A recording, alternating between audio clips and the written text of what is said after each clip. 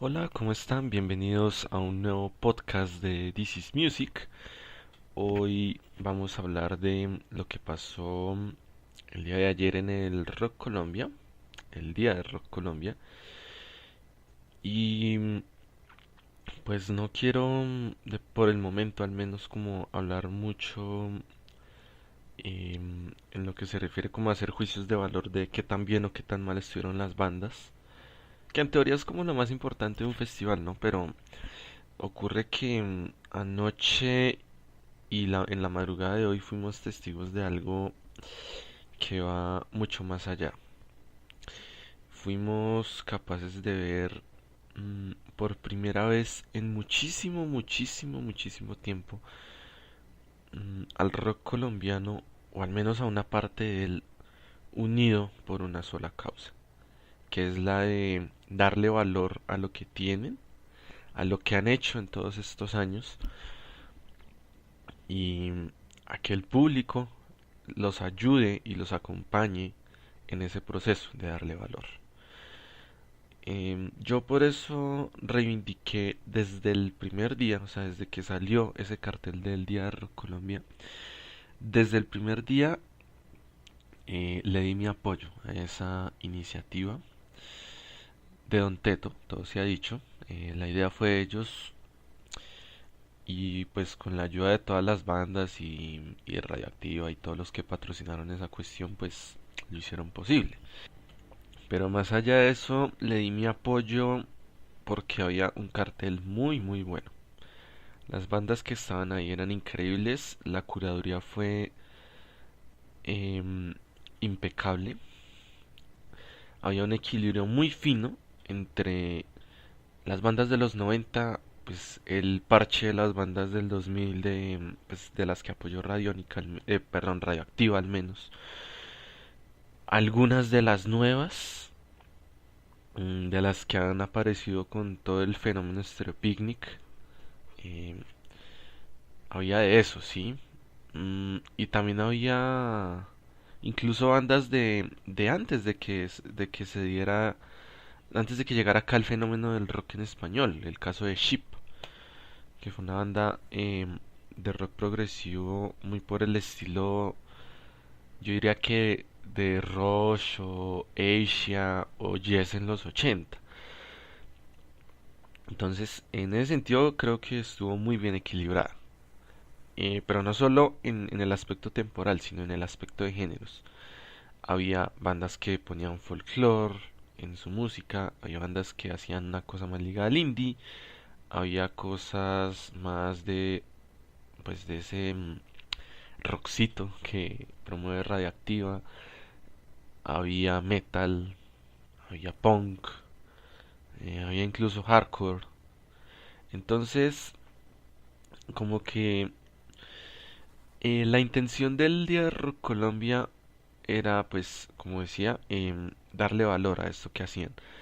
Pero más allá de eso, puede que con este evento y con el éxito tan abrumador que tuvo, porque aproximadamente unas 10.000 personas se pegaron la madrugada o el viaje, pues, porque pues, no todos madrugamos, pero se pegaron la rodadita hasta el antes conocido como Aguapanelas, hoy como conocido como el Centro de Eventos Autopista Norte.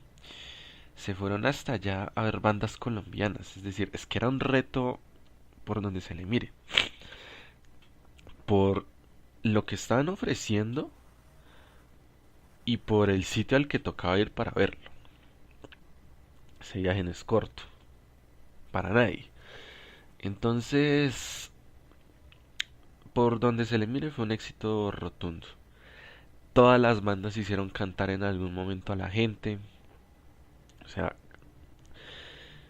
se metieron en el papel, sabían que esto era importante todas y estuvieron a la altura.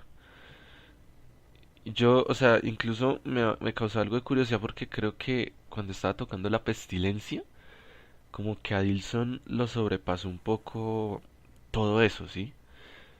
Obvio, La Pestilencia era una de las bandas más esperadas, pero como que yo miraba a Dilson mientras estaba tocando una canción tras otra y como que en la mirada se percibía que, que él nunca se imaginó que eso fuera a ser así de potente, de exitoso. Y pues a mí me alegra bastante que como público se haya sorprendido de esa forma a todos los involucrados. Dicho eso, hay que hacer una mención importantísima a Don Teto, no porque seamos claros, bueno, ok, organizaron el evento, pero lo que pasa es que el éxito de anoche y esta madrugada los pone obligatoriamente en un lugar en la historia del rock colombiano comparable al de Kraken o el de La Pestilencia o el de Aterciopelados. Y voy a explicar el motivo. Ellos ya estaban en esa historia, ya hacían parte de esa historia, porque una banda que toque de eso que tocan ellos y tenga ese público que tienen, eh, tiene que tener su lugar. Es un fenómeno increíble, más allá de que a uno le guste o no la música que hacen. La cosa es que primero organizan este día de Rock Colombia. Segundo, la rompen en vivo, fieles a su costumbre, podría decirse. Em, Se empoderaron del asunto en escena y la rompieron como ellos saben hacerlo.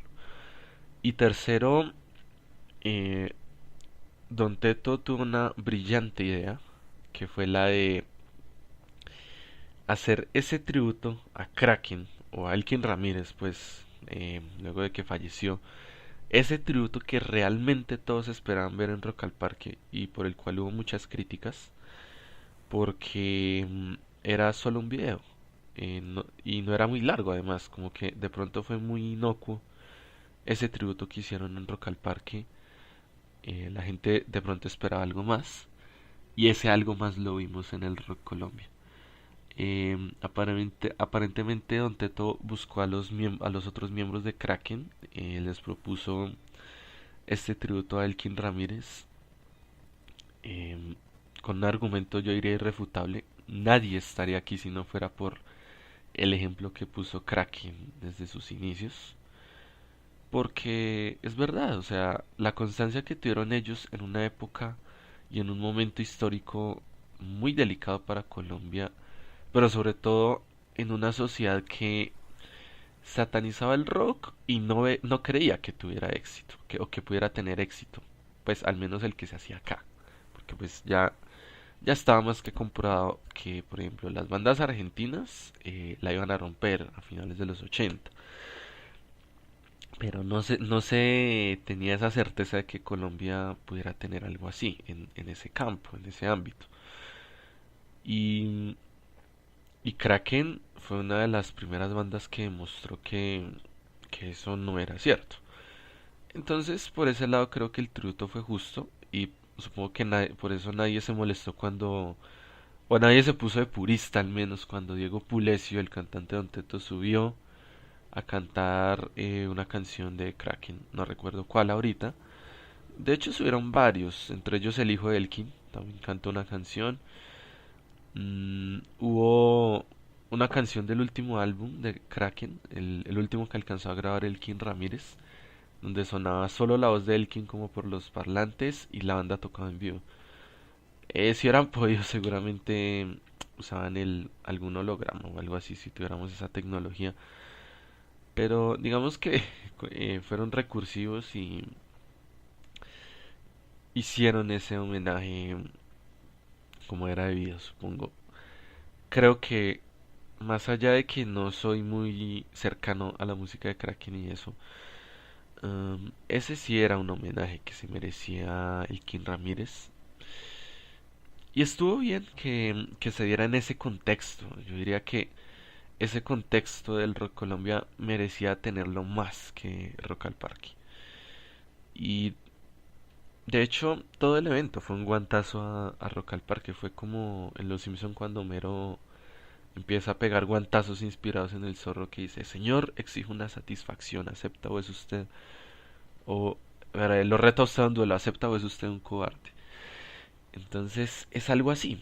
el Rock Colombia fue eso, y de hecho en los shows de Milsi y Don Teto no faltaron las pullas contra, pues, disimuladas, eso sí, porque no se dieron nombres, pero disimuladas frente a esa cultura de ir solo 3 días a ver rock y estar criticando sin fundamentos muchas de esas bandas, o al menos, o pues, o bueno, o criticar sin fundamento las bandas que aparecen, o criticar el hecho, o sea, no sé, es un poco confuso porque la cosa con Rock al Parque es que se le puede criticar, por ejemplo, la forma en que selecciona bandas que se quedan en un estándar bastante añejo de lo que es el rock.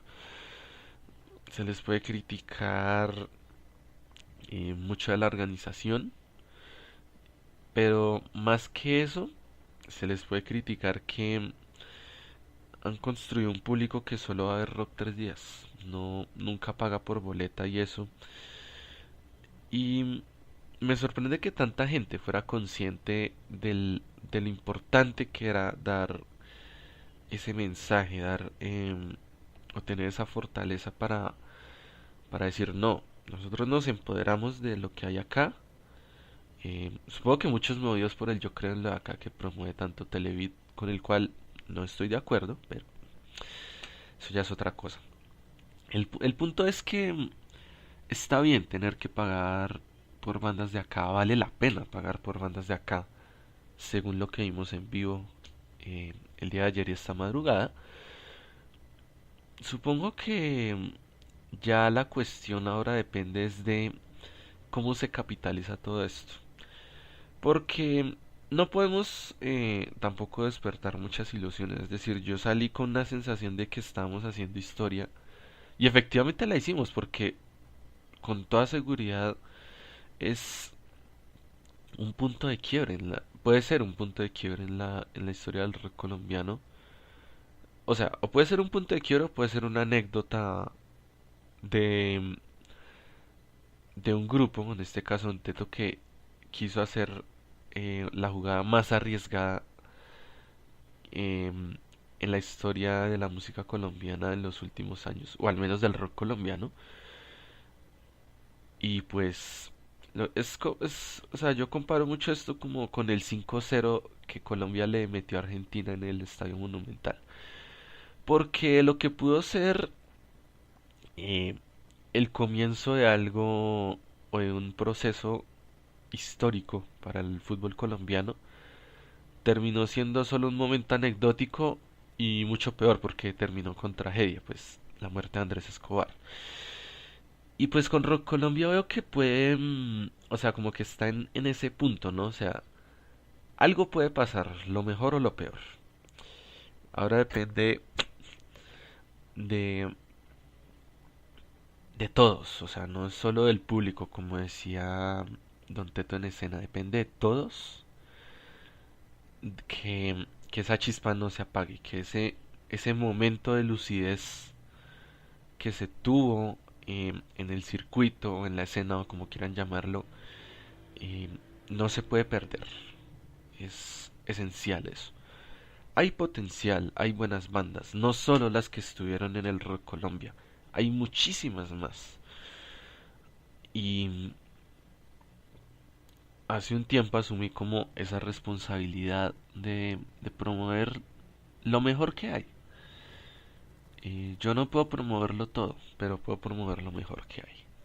Al menos en lo que a mi juicio entendería como esto es lo mejor que hay. Yo diría que el Día Rock Colombia además ofrece lecturas tanto para los que están a favor como los que puedan estar en contra de este tipo de cosas, ¿no? Yo diría que hay dos muy fundamentales. Una, puede que aquí se empiece a construir una verdadera definición de rock colombiano, partiendo de ese cartel. La segunda es que plantea preguntas sobre qué falta por hacer en el rock colombiano, qué géneros faltan por explotar. Y voy a encargar de profundizar esos dos puntos. Entonces, vamos con el primero.